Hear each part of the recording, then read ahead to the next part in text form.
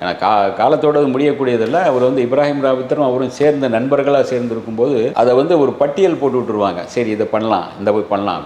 2 பேருமே கல்யாணம் பண்ணிக்க கூடாதுங்கிற எய்மில் தான் இருந்தது. நிறைய அவமானப்பட்டு தான் அவர் வந்தது. சினிமாவுக்குள்ளே வந்து நிறைய அவமானங்கள் பட்டிருக்கார். நிறைய நடிகைகள்லாம் அவர் கூட நடிக்க மாட்டேன்னு சொல்லியிருக்காரு. அன்றைக்கி பீக்கில் இருந்தவங்க சரிதா நடிக்க மாட்டேன்ட்டாங்க, ஸ்ரீபிரியா நடிக்க மாட்டேன்னாங்க. ஏன்னா அவர் ரொம்ப கருப்பாக இருப்பார். அந்த யாரோ ஒரு நடிகை கூட சொல்லியிருந்தாங்க, அந்த கருப்பம் கூட நடிக்கிறதே எனக்கு தண்டனை தான் அப்படின்னு நான் சொல்லியிருந்தாங்க.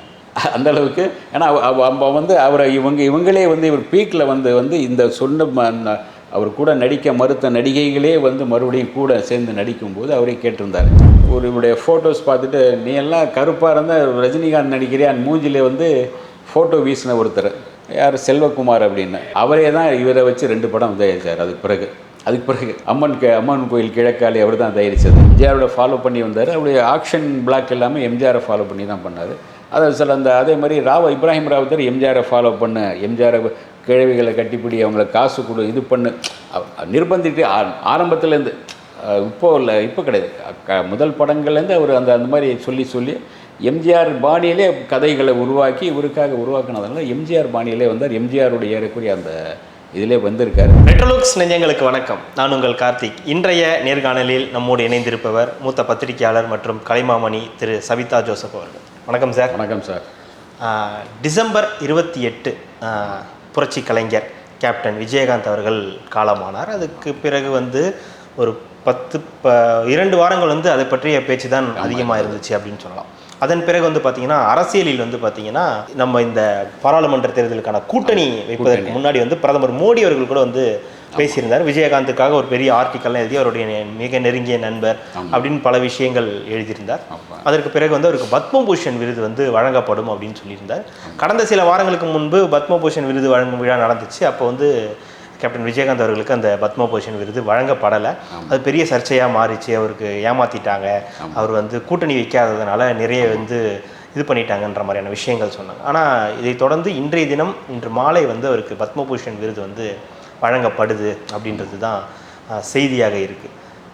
கிட்டத்தட்ட 4 மாதங்கள் நிறைவடைஞ்சிருச்சு சார். விஜயகாந்த் அவர்கள் இருந்து 4 மாதங்கள் நிறைவடைஞ்சிட்டாலுமே கூட அவரை பற்றிய பேச்சுன்றது தினம் ஏதோ ஒரு வகையில் நினைவூட்டப்படும்படியோ இல்லை பேசும்படியோ இருந்துகிட்டு தான் இருக்குன்றதில் மாற்றுக்கிறது இருக்க முடியாது. பத்மபூஷன் விருது அப்படின்ற ஒரு இதை வந்து தராங்க. விஜயகாந்த் அவர்கள் கூட நீங்கள் மிக நெருக்கமாக பழகிருக்கீங்க. அது அவர் இருக்கும்போதே தந்திருக்கலாம் அப்படின்றது பலருடைய கருத்து. உங்களுடைய பார்வையில் இந்த பத்மபூஷன் விருது எப்படி பார்க்கல? நீங்கள் சொன்ன அதுதான், இருக்கும்போது அது ஒரு பத்மபூஷனோ பத்மஸ்ரீயோ உங்களுக்கு வந்து சென்ட்ரல்லேருந்து கூப்பிட்டு கொடுத்துருந்தாங்க. அது மிகப்பெரிய ஒரு இதாக இருந்திருக்கும். ஆனால் ஏற்கனவே அவருக்கு வந்து இந்தியாவின் சிறந்த குடிமகனுங்கிற ஒரு விருது கொடுத்தாங்க. அது வந்து ஓரளவு ஒரு கொஞ்சம் அந்த இதாச்சு. 2000 தான் அது கொடுத்தாங்க. அதுக்கு முன்னே வந்து சீக்கியர்கள் வந்து சிரோன்மணி விருது ஒன்று கொடுத்துருந்தாங்க. சீக்கியர்கள் கொடுக்குறது வந்து ரேர். வேறு யாருக்குமே அவர் எந்த நடிகருக்கும் எந்த மொழி நடிகருக்கும் கொடுத்தது கிடையாது. சீக்கியர்கள் இவருக்கு ஒன்று தான் அந்த சிறந்த மனித நேயம் உள்ளவராக நடித்து அவருக்கு வந்து சிரோன்மணி விருது கொடுத்தாங்க. அது ஒரு சிறப்பாக அவருக்கு ரொம்ப கௌரவமாக நடித்தார். ஏன்னா நம்ம வந்து கலைமாமணி அது இதுங்கிறதெல்லாம் இங்கே இருக்கிறது தான், நமக்கு தெரிஞ்சவங்க கொடுத்தாங்க அப்படிங்கிற மாதிரி அது வந்து நம்ம வாங்கிட்டோம் அப்படின்னு சொல்லுவாங்க சில பேர். நமக்கு தெரிஞ்சவருங்கிறவங்க கொடுத்தாங்கன்னு சொல்லுவாங்க. இது வந்து ஒரு நமக்கு யாருன்னே தெரியாமல் இருக்கிற ஒரு சீக்கியர்களுடைய எந்த படம் பார்த்துருக்காங்கன்னு சொல்ல முடியாது. அவரை பற்றி கேள்விப்பட்டிருக்காங்க, அவருடைய படங்கள் சிலது பார்த்துருக்காங்க. அவர் சிரோன்மணி விருது கொடுத்து அவரை கௌரவிச்சாங்க. அது ஒரு சிறப்பான ஒரு விஷயம். அவர் வந்து அவருக்கு கொடுத்த இந்த இந்தியாவின் சிறந்த மனிதருக்கான விருதை விட இதை கொஞ்சம் சிலாக்கிச்சார்.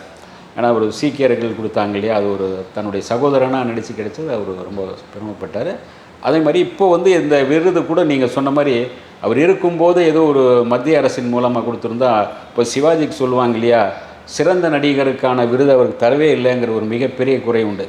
எந்த இடத்துல போனாலும் அவர் சிறந்த நடிகர் அவருடைய நடிப்பை பற்றி நிறைய சிலாக்கிச்சு அவருக்கு போட்டு சொல்லுவாங்க. தேசிய விருதுன்றது அவருக்கு கிடைக்கல. ஆமாம், அவருக்கு வந்து கொடுத்தது பத்மஸ்ரீ கொடுத்துருக்காங்க, எம்பிங்கிற இது கொடுத்துருக்காங்க. அப்புறம் அதுக்கு பிறகு தான் அவர் ரிட்டையர் ஆன பிறகு தான் உங்களுக்கு பத்மபூஷன், அப்புறம் வந்து வேறு பாபா சாஹேப் பால்கே விருது இதெல்லாம் கொடுத்துருக்காங்க. அவர் இருக்கும்போதே ஃபீல்டில் இருக்கும்போது கொடுக்கும்போது அதனுடைய தன்மை வேறு. அது இன்னும் கொஞ்சம் இவங்களுக்கான ஒரு லைஃப்பை இன்னும் கொஞ்சம் அதாவது அவங்களுக்கான ஒரு பேட்ரி சார்ஜ் பண்ணுற மாதிரி தான் அவருடைய உடலுக்கும் உள்ளத்திற்கும் அவருடைய தொழிலுக்கும் ஒரு உற்சாகத்தை தரக்கூடியது. அது கொஞ்சம் கொடுத்துருந்தா அப்போ நல்லா இருந்திருக்கும். ஏன்னா அப்போ வந்து மோடி கூட இவருக்கு வந்து நல்ல நண்பராக தான் இருந்தார், அந்த நேரத்தில் கூட கொடுத்துருக்கலாம் அவர். ஆனாலும் இப்போதைக்கு வந்து அந்த அவர் இறந்தப்போ வந்து மோடியின் சார்பாக மோடி தான் வருவார்னு நினச்சாங்க. அதுக்கு பிறகு இவர் தான் நிதியமைச்சர் தான் வந்திருந்தாங்க, நிர்மலா சீதாராமன் வந்தாங்க. அவங்க வந்து கொஞ்சம் நல்லா கொஞ்சம் கவரேஜ் பண்ணாங்க, இது பண்ணாங்க, பேசினாங்க. அந்த ஒரு அவங்களுக்கு ஒரு நம்பிக்கை தர மாதிரி இதெல்லாம் பேசினாங்க. இதெல்லாமே வந்து உங்களுக்கு அந்த ஒரு 2 மோட்டிவ் அதில். ஒன்று போகிறப்போ உங்களுக்கு வந்து மாட்டுக்கு புல் போட்ட மாதிரி ஆச்சும், இது பண்ண மாதிரி ஆச்சும் சொல்லுவாங்களே, அந்த மாதிரி வந்து இந்த மாதிரி அவங்களுக்கு அனுதாபம் தெரிவித்த மாதிரி ஆச்சு, ஒரு அஞ்சலி செலுத்தின மாதிரி ஆச்சு. அப்படியே வந்து நம்ம கூட்டணியும் கொஞ்சம் பேசிக்கலான்னு தான் வந்தது அவங்க. ஆனால் அது வந்து அதுக்கு பிறகு கூட்டணியில் வந்து இவங்க போட்ட ஒரே ஒரு கோடு என்னென்னா 14 சீட்டு, அப்புறம் வந்து இத்தனை சி அப்படிங்கிற உள்ளுக்குள்ளே இத்தனை சிங்கிற ஒரு லிஸ்ட்டு போட்டிருந்தாங்க.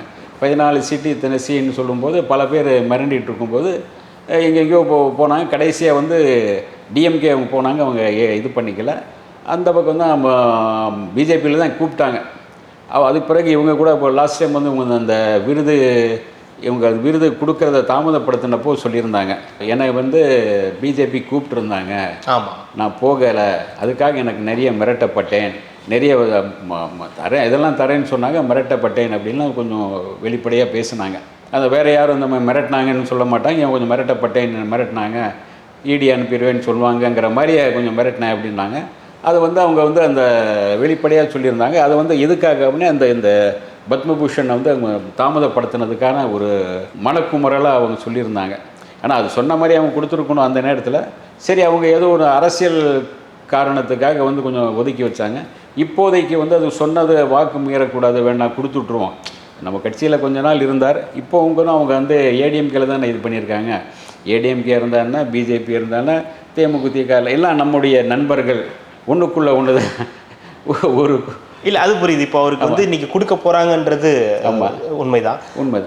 பத்மபூஷன் அப்படின்ற ஒரு விஷயம் வந்து கொடுக்கும்போது அவர் இருந்தார், இப்போ மறைந்திருக்கிறார்ன்றதெல்லாம் தாண்டி பத்மபூஷன் அப்படின்ற ஒரு விருது கொடுக்குறது அவருடைய ரசிகர்களுக்கு எவ்வளோ பெரிய ஒரு சந்தோஷம், அவருடைய கட்சி நிர்வாகிகளுக்கு எவ்வளோ பெரிய சந்தோஷமாக இருக்கும்னு நினைக்கிறீங்க? அது ஒரு மகிழ்ச்சியக்கூடிய விஷயம்தான். ஏன்னா ஒரு உயிரோடு இருக்கும்போது மிகப்பெரிய தெம்பும் ஒரு மிகப்பெரிய உற்சாகம் இருக்கும், அது ஒரு கொண்டாடி இருப்பாங்க.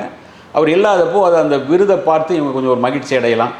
அவர் இருந்து அதை அந்த அவருடைய கழுத்தில் அணிவிச்சு இது வாங்கும்போது அதுக்கான ஒரு மிகப்பெரிய அங்கீகாரமாக இருந்திருக்கும். அவருடைய ரசிகர்கள் மத்தியில் மிகப்பெரிய உற்சாகத்தை கொடுத்துருக்கும்.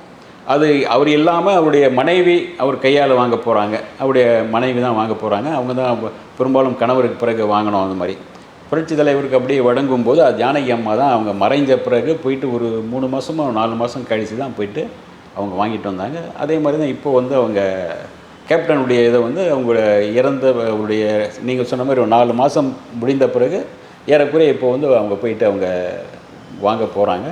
நேற்று கூட அவங்க அந்த விமானத்தில் கிளம்பும்போது அவருடைய பிரேமலதா மேடமும் அவருடைய தம்பி சுதீஷும் விமானத்தில் கிளம்புறத ஒரு ஃபோட்டோவாக எடுத்து போட்டு ஃபேஸ்புக்கில் போட்டிருந்தாங்க. அதை நான் பார்த்தேன், என்ன திடீர்னு என்ன விமானத்தில் கிளம்புற மாதிரி இருக்கே அப்படின்னு. அப்போ நீங்கள் சொல்லும்போது கரெக்டாக ஓகே, பத்மபூஷன் விருதுக்காக அவங்க போயிருக்காங்க. அநேகமாக இன்றைக்கி ஈவினிங் அவங்க வாங்குவாங்க. அவர் மகிழ்ச்சிக்கான ஒரு விஷயம். அந்த கட்சிக்கு மறுபடியும் அவங்க குடும்பத்தில் அவங்க ஒரு மகிழ்ச்சிக்குரியது, அந்த கட்சிக்கு ஒரு பலம் சேர்க்கக்கூடியது. அவருடைய தொண்டர்கள் மத்தியில் அவருடைய ரசிகர்கள் இந்த கட்சியை தாண்டி அவர் மீது கொஞ்சம் அன்பு கொண்டவர்கள், அவர் மேலே கொஞ்சம் பற்றுதல் கொண்டவங்க, ரசிகர்கள் தாண்டி அவருக்கு நெருக்கமானவங்க கண்டிப்பாக சந்தோஷமாக தான் அவங்க சந்தோஷப்படுவாங்க. இந்த பத்மபூஷன் விருது அப்படின்றது எதன் அடிப்படையில் கொடுக்கப்படுதுன்ற ஒரு கேள்வி இருக்குது. கிட்டத்தட்ட ஒரு 150-160 படங்களுக்கு மேலே அவர் வந்து நடிச்சிருக்காரு. அப்படின்னும் போது வேறு மாற்று மொழி படங்களில் அவர் நடித்ததில்லை, தமிழை தவிர வேறு மற்ற மொழி படங்களில் அவர் நடித்ததில்லைன்ற ஒரு முக்கியமான காரணமும் இதில் வந்து அடங்கியிருக்கு.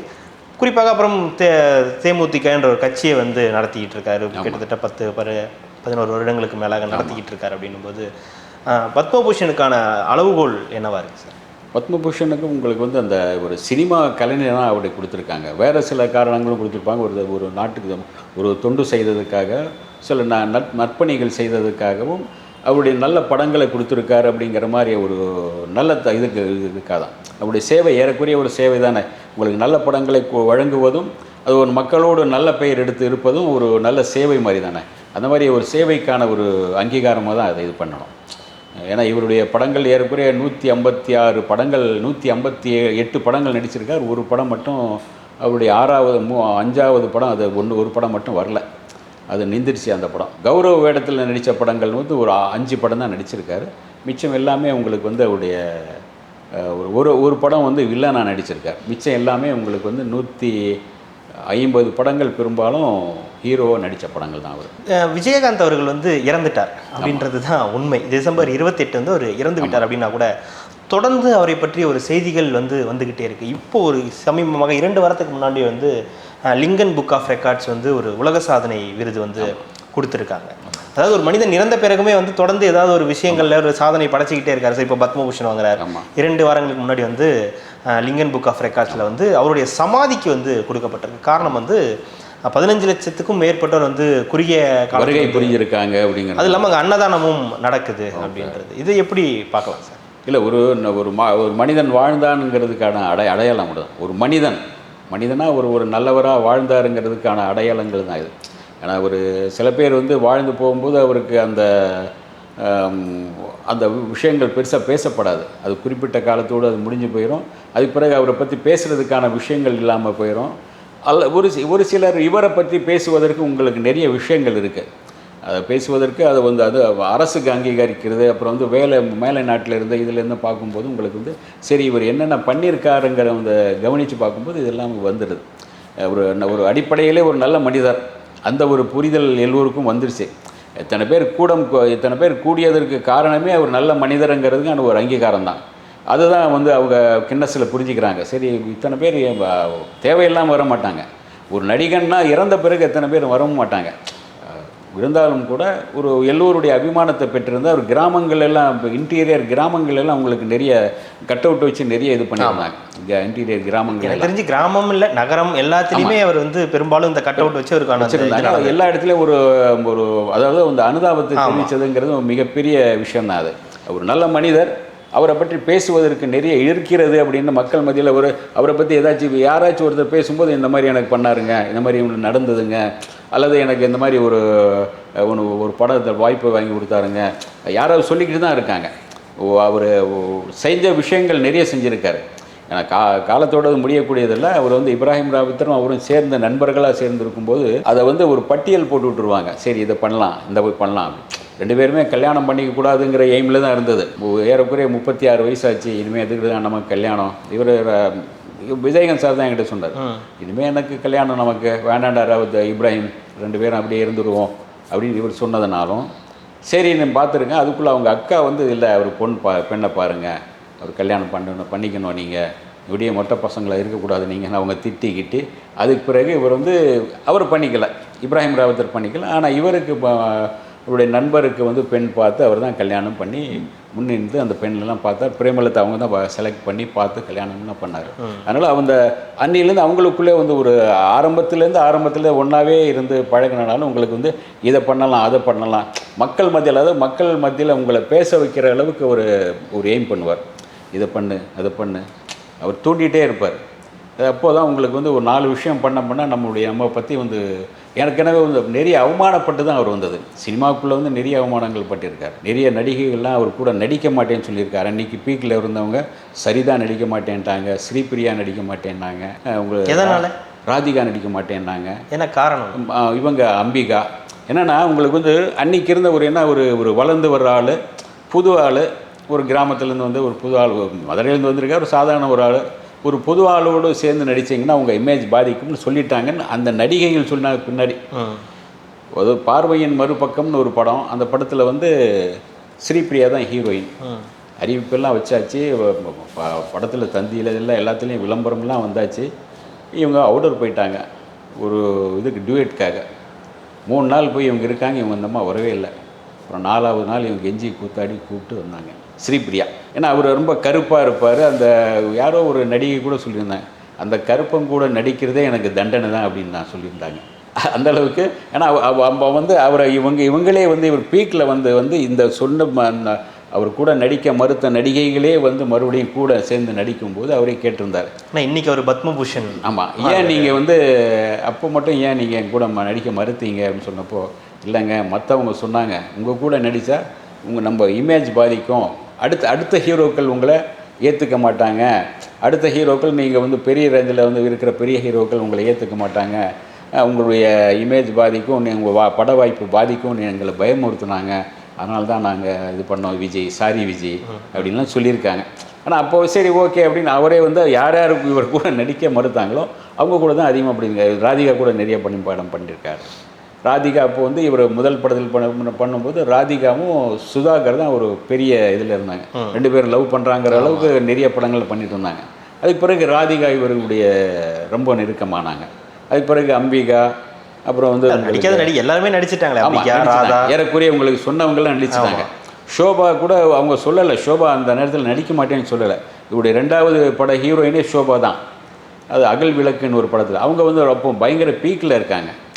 இவர் கூட பார்க்கவோ பேசவும் நேரம் இல்லை. சும்மா ஒரு 2 சாங்கில் தனிமையில் ஏதோ ஒரு சூப்பரான ஒரு சாங் இருக்குது அதில் அகல் விளக்கில். அந்த சாங்கை வந்து செமையாக பண்ணியிருப்பாங்க. அந்த சாங்கை இவங்க சேர்ந்து அதை பற்றி அவங்க வந்து இவர் கூட நடிக்கிறத பற்றி மறுப்பு ஒன்றும் சொல்லலை. அவங்க வந்து ஏன்னா சில நடிகையில் திறமையானவங்க அதை பற்றி யார் கூட நடிக்கிறாங்க இது பண்ண மாட்டாங்க. நம்ம மேலே ஒரு கான்ஃபிடென்ட் இருக்கு இல்லையா, அதில் வந்து சொல்லிட்டாங்க. இவங்க இந்த மாதிரி ஒரு பயம் இருந்தது. அதுக்கு பிறகு அவங்களே வந்து என்னென்னா அவரை வந்து ஒதுக்கியவர்களே மறுபடியும் ஏற்றுக்கிட்டாங்க. யார் யார் அவரை வந்து வேணான்னு சொன்னாங்களோ, உதாரணமாக வந்து இவருடைய ஃபோட்டோஸ் பார்த்துட்டு நீ எல்லாம் கருப்பாக இருந்தால் ரஜினிகாந்த் நடிக்கிறியா மூஞ்சிலே வந்து ஃபோட்டோ வீசின ஒருத்தர் யார், செல்வகுமார் அப்படின்னு, அவரே தான் இவரை வச்சு 2 படம் தயாரித்தார். அதுக்கு பிறகு அம்மன் கோயில் கிழக்காளி அவர் தான் தயாரித்தது இன்னொரு படம். இல்லை நிறைய வந்து இந்த மாதிரி வந்து அவமானப்பட்டு, ஆமாம், அதன் பிறகு அதை சாதனையாக தான் அவரே என்ன சொல்லியிருக்காருன்னா, என்னுடைய அவமானங்களால் தான் நான் வளர்ந்தேன், என்னுடைய அவமானங்களை இது பண்ணி தான் நான் சவாலாக எடுத்துக்கிட்டு நான் ஜெயிச்சு தான் ஆகணும் இவங்க முன்னாடி அப்படி. ஏன்னா முதல் படத்தில் வந்து என் கேள்விக்கு என்ன பதில் படத்தில் வந்து இது பண்ணுறாங்க, இவர் அறிமுகப்படுத்திட்டு ரஜினியுடைய தம்பியாக அறிமுகப்படுத்துகிறாங்க. 2 நாள் நடிக்கிறார். அதுக்கு பிறகு தூக்கிட்டாங்க. என்ன உன்னுடைய தமிழ் சரியில்லைப்பா, தமிழ் உச்சரிப்பு சரியில்லைப்பான்ட்டாங்களாம். தமிழ் சரி உச்சரிப்பா மதுரைக்காரனுக்கு ழாவண்ணா வராது, லாவண்ணா ஷாவண்ணா அதெல்லாம் கொஞ்சம் தகராறு இருக்கும், அதெல்லாம் தெரிஞ்சது தானே அப்படின்னு. இல்லை உன் தமிழ் தெரியாத உங்களை இது அப்படின்னு கொஞ்சம் ஏதோ இது பண்ணியிருக்காங்க, உங்கள் முன்னாடியே நான் ஜெயிச்சு காட்டுறேன் பாரு அப்படின்னு சொல்லிட்டு அங்கே வர்றாரு. அதுக்கு பிறகு தான் முயற்சி பண்ணி அதுக்கு பிறகு வர்றாரு. அதை ஜெயிச்சு காட்டிட்டார்.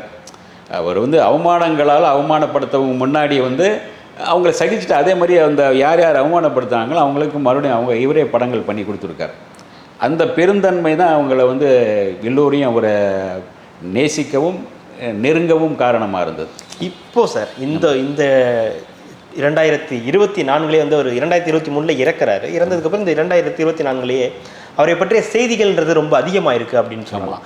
காரணம் வந்து பார்த்திங்கன்னா ஏஐ தொழில்நுட்பம் மூலியமாக அவருடைய குரல் வந்து இந்த தேர்தலில் எதிரொலிச்சுது. ஆமாம், நான் உங்கள் விஜயகாந்த் பேசுகிறேன் அப்படின்ற மாதிரியான குரல் ஒன்று எதிரொலிச்சுது. அப்புறம் விஜய் அவர்கள் நடிச்சிட்டு இருக்கக்கூடிய கோட் படத்தில் அவர் வந்து ஏஐ தொழில்நுட்பம் மூலியமாக அவர் வந்து வரார் அப்படின்ற ஒரு செய்தி வந்து பிரேமலதா அவர்களே வந்து சொல்லியிருக்காங்க. ஆமாம் வராங்க அப்படின்ற ஒரு விஷயம் சொல்லியிருக்காங்க. இன்னொரு பக்கம் இப்போது அவருக்கான அந்த பத்மபூஷன் விருது, அதற்கு முன்னாடி அந்த லிங்கன் புக் ஆஃப் ரெக்கார்ட்ஸ் வந்து இருக்குது. இதெல்லாமே தொடர்ந்து அவர் வந்து பயணிச்சுக்கிட்டு தான் இருக்காரு அப்படின்ற ஒரு விஷயத்த காட்டுது. நம்ம சில பேர் வந்து உங்களுக்கு மறைந்தாலும் பேர் சொல்ல வேண்டும், இவர் போல யார் என்று ஊர் சொல்ல வேண்டும். அதில் 2 உதாரணம். ஒன்று எம்ஜிஆர் அவர்கள், அதுக்கு உதாரணமாக எம்ஜிஆர் விஜயகாந்த் அவர்கள். இப்போ அவருடைய ரசிகர் தானே இவர், வந்து எம்ஜிஆருடைய வெறி பிடித்த ரசிகன் தான் சொல்லுவார். அவரை பின்பற்றி வந்ததுனால உங்களுக்கு யாரை நீங்கள் பின்பற்றி வரீங்களோ அதுக்கான ஃபாலோயர்ஸ் நல்லா இருக்கும்போது உங்களுக்கு அந்த உதாரணத்தோடு நீங்கள் மேலே வந்துடலாம். எம்ஜிஆரோட ஃபாலோ பண்ணி வந்தார். அவருடைய ஆக்ஷன் பிளாக் எல்லாமே எம்ஜிஆரை ஃபாலோ பண்ணி தான் பண்ணார். அதை சில அதே மாதிரி இப்ராஹிம் ராவுத்தர் எம்ஜிஆரை ஃபாலோ பண்ண, எம்ஜிஆரை கிழவிகளை கட்டிப்பிடி அவங்கள காசு கொடு இது பண்ணு நிர்பந்திட்டு ஆரம்பத்துலேருந்து இப்போ கிடையாது, முதல் படங்கள்லேருந்து அவர் அந்த மாதிரி சொல்லி எம்ஜிஆர் பாணியிலே கதைகளை உருவாக்கி இவருக்காக உருவாக்கினதுனால எம்ஜிஆர் பாணியிலே வந்தார். எம்ஜிஆருடைய ஏறக்குரிய அந்த இதிலே வந்திருக்காரு. எம்ஜிஆர் கூட அவருடைய உழவன் மகன் படம் பார்த்து அந்த சண்டை காட்சி நல்லா பண்ணியிருக்கான் அந்த பையன். இந்த சிலம்பாட்டம் தான், சிலம்பு சண்டை எல்லாம் நல்லா பண்ணியிருக்கேன். ஏன்னா அவர் சிலம்பில் வந்து மிகப்பெரிய வள்ளல் இவர் எம்ஜிஆர், மிகப்பெரிய ஆள். அவரும் தேவரும் ஏதோ ஒரு படத்தில் வந்து ஒரு சிலம்பாட்டம் ஒரு நாள் முழுக்க நடந்திருக்கு அந்த சிலம்பு சண்டை. ஏன்னா அவங்க யாராவது தோத்தாதான முடிகிற மாதிரி இருக்கும், தோக்காமலே 2 பேரும் அப்படியே வயல் கீழ் அப்படியே இது பண்ணிட்டு போயிருக்கோம், அந்த மாதிரி போயிருக்கோம். அந்த அளவுக்கு இந்த சிலம்பு சண்டை நல்லா பண்ணியிருக்காரு அப்படின்னு சொல்லியிருந்தாங்க. அளவுக்கு நீங்கள் வந்து நீங்கள் என்ன இது பண்ணுறீங்களோ அதுதான், என்ன விதைக்கிறோமோ அதுதான் முளைக்கும். அதுபடி நீங்கள் நல்ல மனிதர் அப்படின்னு மக்கள் மத்தியில் நல்ல படங்களாக கொடுத்து நல்ல மனிதர்னு இதாகும் போது உங்களுக்கு வந்து அதுக்கான நல்ல விஷயங்களை அறுவடை பண்ணிக்கலாம். அதுக்கான நல்லது நமக்கு வந்து ஃப்யூச்சரில் நடக்கும். நமக்கு வந்து சப்போஸ் அவர் இல்லாவிட்டாலும் அவருடைய குடும்பத்திற்கு, அவருடைய மகன்களுக்கு, அவருடைய கட்சி இப்போது வந்து இருக்கோ இல்லையோ அது வேற. ஒரு தனிப்பட்ட மனிதர், ஒரு சினிமா நடிகராக, ஒரு கலைஞனாக அவர் வந்து இன்றைக்கும் வாழ்ந்துட்டு இருக்காரு. அதுக்கான விஷயங்கள் அதுதான், இதுக்கான முன்னோட்டங்கள் தான் இதெல்லாமே. உண்மைதான் சார். ஏன்னா நீங்கள் இந்த 2024 அவருக்கு கொடுக்கக்கூடிய இந்த பத்மபூஷன் விருது அப்படின்றது அவர் இருந்தாலும் இல்லாவிட்டாலும் அது கட்சி பேதங்கள் தாண்டி, மதங்கள் தாண்டி, ஒரு நடிகராக அவருக்கு கொடுக்கக்கூடிய, ஒரு நல்ல மனிதராக அவருக்கு கொடுக்கக்கூடிய இந்த பத்மபூஷன் விருது அப்படின்றது தமிழர்கள் எல்லாருக்குமே மிகப்பெரிய ஒரு சந்தோஷமான விஷயமாக தான் இருக்கும் அப்படின்றது தான் உண்மை. மகிழ்ச்சி. நீங்கள் இவ்வளோ நேரம் கலந்துக்கிட்டு உங்களுடைய பல்வேறு கருத்துக்களை பகிர்ந்தமைக்கு ரெட்ரோலுக்கின் சார்பாக மிக்க நன்றி.